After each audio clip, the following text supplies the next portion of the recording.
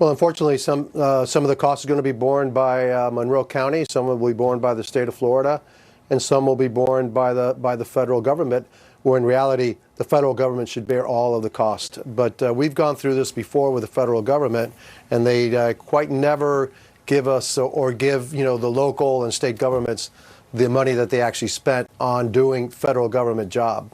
Is there anything you can do about that?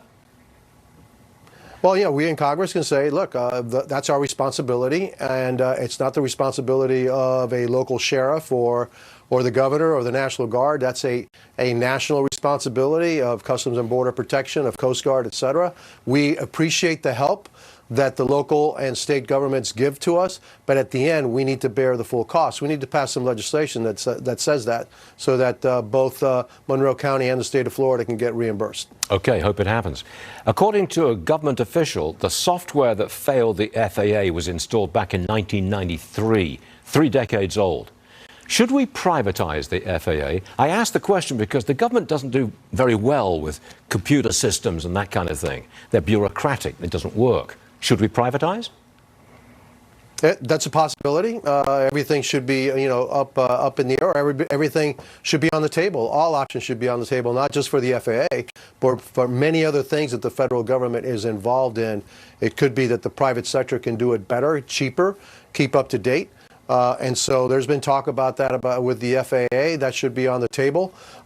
If that system is from 1993, that shows us the failure of the federal government to keep up with the times. Obviously, that technology is totally antiquated, and we saw the results of that last week when we grounded all planes. That's totally unacceptable.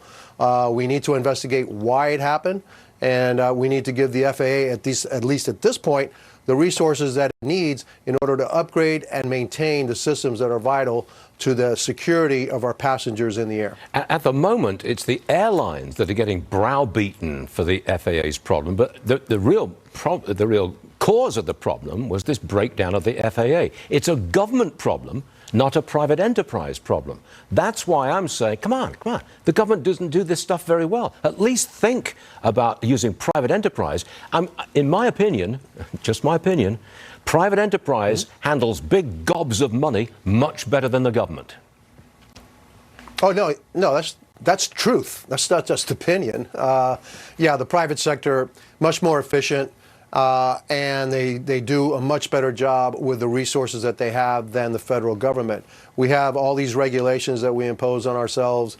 We also have contracts that you wouldn't see in the private sector. Right. Procurement, just that in government is 4 times more expensive than it is in the private sector, all because of these rules and regulations that we impose to make sure everything is fair. Well, it's not fair to the taxpayer because they're paying 4 times the amount that they need to for goods and services from the public sector than they do from the private sector.